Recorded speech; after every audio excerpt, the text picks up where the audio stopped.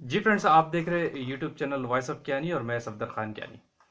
अच्छा फ्रेंड्स, आज हम बात करेंगे रिस्क असेसमेंट के डॉक्यूमेंट के बारे में और ये देखेंगे कि फार्मास्यूटिकल इंडस्ट्रीज में इस डॉक्यूमेंट की इम्पोर्टेंस क्या है और ये क्यों होना चाहिए और ये डॉक्यूमेंट इटसेल्फ क्या कहता है। आज की वीडियो का फोकस यही रहेगा। आगे चलते बगैर किसी टाइम वेस्ट के और बात करते हैं कि रिस्क असेसमेंट का डॉक्यूमेंट क्या होता है। देखिए, फार्मास्यूटिकल इंडस्ट्रीज में अगर आप किसी अच्छी ऑर्गेनाइजेशन में हैं तो रिस्क कैलकुलेशन मस्ट है। यानी जो भी आप ऑपरेशन कर रहे होते हैं, किसी भी लेवल का एक्टिविटी आप परफॉर्म कर रहे हैं, चाहे वो इंस्ट्रूमेंटल ऑपरेशन है या डॉक्यूमेंटेशन ऑपरेशन है या आप इटसेल्फ आप खुद है किसी ऑपरेशन में, तो इन सारे चीज़ों का रिस्क कैलकुलेट करना और इसका डॉक्यूमेंटेशन करना रिस्क असेसमेंट का डॉक्यूमेंट कहलाता है। यानी आप अपने ऑपरेशंस का रिस्क निकालते हैं, उनको कैलकुलेट करते हैं, तो ये रिस्क असेसमेंट का डॉक्यूमेंट होता है। अच्छी ऑर्गेनाइजेशन में ये अवेलेबिलिटी होती है और जो छोटी ऑर्गेनाइजेशन है वहाँ ये डॉक्यूमेंट आपको नहीं मिलता है, इसका गैप होता है, इसका फेलियर होता है।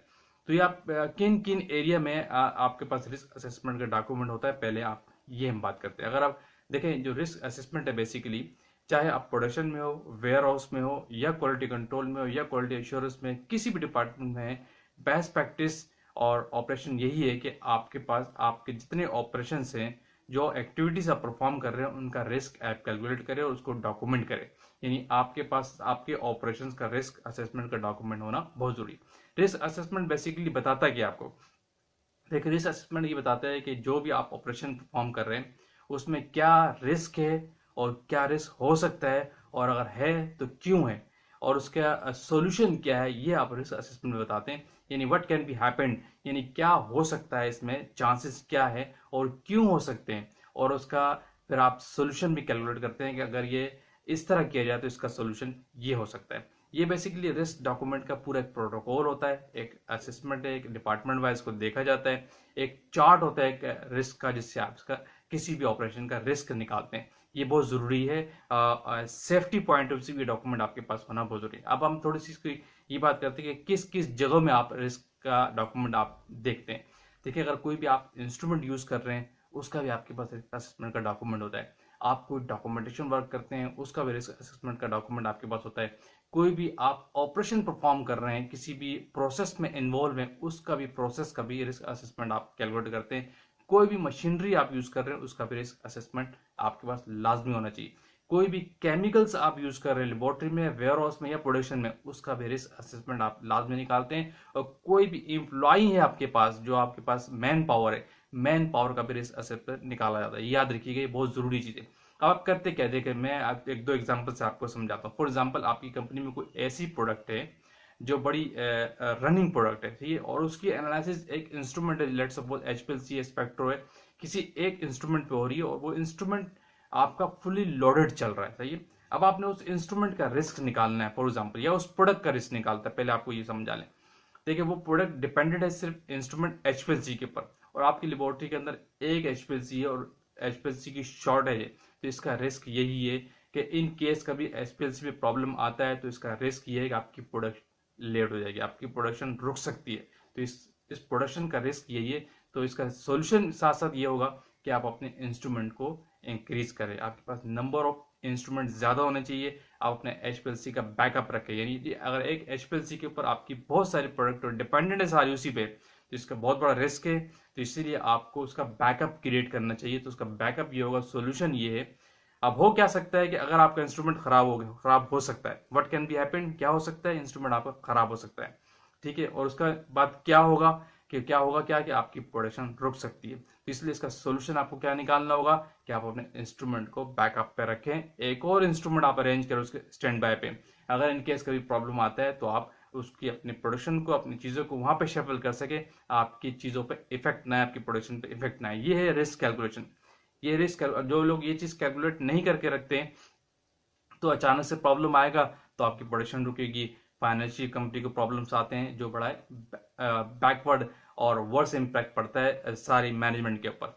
इसी तरह जो आपकी मैन पावर की एग्जांपल देता हूँ। फॉर एग्जांपल, आपकी कंपनी के अंदर लेबोरेटरी में 2 लोग काम कर रहे हैं, वर्कलोड इतना है कि वो 2 लोग 4 लोगों का काम कर रहे हैं, लेकिन इनकेस अगर उसमें से 2 बीमार हो गए, एक बीमार हो गया, जो 4 लोगों का काम है वो खराब हो सकता है। कोई किसी एक एनालिस्ट के पास स्पेसिफाइड वर्क है जो कोई दूसरा नहीं कर पा रहा, इसमें उस काम में बहुत बड़ा रिस्क है।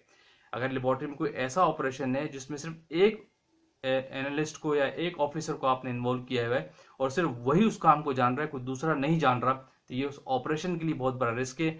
वो कैसे कि अगर वो एनालिस्ट किसी एक दिन बीमार हो गया, एब्सेंस हो गया, तो वो आपका काम रुक जाएगा। इसलिए इसका सोल्यूशन ये है कि आप इस काम को किसी बैकअप पे किसी दूसरे को स्टैंड करें, किसी दूसरे को ट्रेन करें साथ साथ। यानी जो ऑपरेशन सिर्फ एक एनालिस्ट कर रहा था, ये रिस्क फैक्टर बहुत ज़्यादा है, इसी ऑपरेशन के साथ साथ इस ऑपरेशन में दूसरे एनालिस्ट को भी रेडी करके तैयार करके रखें, ताकि इन केस वो बीमार होता है तो ये आपका काम नहीं रुकना चाहिए। इसमें क्या हो सकता है, जो एनालिस्ट आपका बीमार हो सकता है, एब्सेंट हो सकता है, ठीक है। और क्यों हो सकता है, इंसान का कोई भी प्रॉब्लम हो सकता है, ठीक है। और उसका बाद इफेक्ट क्या होगा, आपकी प्रोडक्शन रुक सकती है। लेकिन आपने इसका सोल्यूशन क्या निकालना होगा, इस एनालिस्ट का रिस्क असेसमेंट की अगर बात करें तो आप एक और एनालिस्ट हायर करेंगे या उसके काम को किसी दूसरे एनालिस्ट पे भी शिफ्ट करेंगे, उसके बैकअप पे उसका स्टैंड अप साथ में खड़ा करेंगे।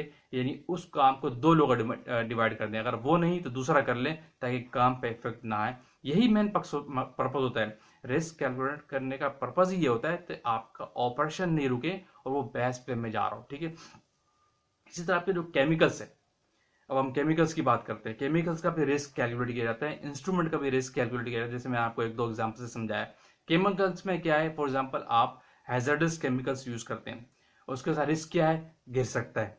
अगर आप किसी टॉप पोजीशन पर रखा हुआ है तो रिस्क क्या है उसका, गिर सकता है। क्यों गिर सकता है, एनालिस्ट के अगर उसके पास एसेसरीज नहीं है, प्रॉपर ट्रेनिंग नहीं है, तो वो उसमें इन्वॉल्व होकर एक डेंजरस क्रिएट कर सकता है। तो इसका सोल्यूशन क्या है कि उसकी फिजिबिलिटी बनाए, कि उसको रखने की पोजीशन ऐसी हो कि अगर कोई टैकल करे तो प्रॉब्लम फेस ना हो। सेफ्टी गोगल्स पहने, सेफ्टी शीट्स के पास होने चाहिए, फिनाइल की ग्लव्स उसके पास होने चाहिए। तो ये उसका सोल्यूशन है। यानी अगर उसकी हैंडलिंग की ट्रेनिंग लोगों में डिवाइड की जाए, इंस्ट्रूमेंट के साथ साथ केमिकल का रिस्क यही है कि वो गिर सकता है, आपको डेंजरस के लिए क्या है, आपकी हेल्थ के लिए हो सकता है, और आपकी जो एनवायरनमेंट उसको भी टॉक्सिक कर सकता है। लेकिन और कमर्शियली तो लॉस डेफिनेटली होगा ही है। तो उसकी सेफ साइड की अगर आप सोल्यूशन निकालते तो क्या है कि लोगों को उसकी ट्रेनिंग दी जाए, लोगों को बताया जाए, और जो उसकी प्लेसमेंट है वो फिजिबल बनाई जाए अगर वो ठीक नहीं है। तो इसी तरह हर इंस्ट्रूमेंट का, हर केमिकल्स का, हर डॉक्यूमेंट का भी रिस्क निकाला जाता है इंडस्ट्री में। यानी जितने ऑपरेशंस हो रहे होते हैं उन तमाम का रिस्क कैलकुलेट करना रिस्क असेसमेंट कहलाता है। तो इसी तरह रिस्क असेसमेंट को जब आप डॉक्यूमेंटेशन फॉर्म में ले आते हैं तो वो ऑर्गेनाइजेशन के अंदर रिस्क असेसमेंट का डॉक्यूमेंट कहलाता है। इसलिए ये डॉक्यूमेंट बहुत इंपॉर्टेंट है। जितनी भी अच्छी ऑर्गेनाइजेशन है वहाँ पे जितने ऑपरेशंस हो रहे होते हैं उन तमाम का रिस्क असेसमेंट का डॉक्यूमेंट प्रिपेयर किया जाता है। बाकायदा इसकी एसओपी होती है, डॉक्यूमेंट होती है, as per SOP, as per document risk assessment ready किया जाता है। होपफुली आपको क्लियर हो गया होगा बेसिकली रिस्क असेसमेंट का जो डॉक्यूमेंट है इंडस्ट्री के अंदर होता क्या है। ये बड़ी इंपॉर्टेंट चीज़ है। इससे आपकी कंपनी का जो नियर मिस के चांसेस होते हैं, या कोई लॉस होने के, या कोई कैजुअलिटी के जो चांसेस होते हैं वो कम हो जाते हैं अगर आप किसी भी ऑपरेशन का रिस्क कैलकुलेट करके रखते हैं। और वो कब कैलकुलेट करते हैं और कैसे करते हैं, वो रिस्क असेसमेंट के डॉक्यूमेंट के तहत करते हैं।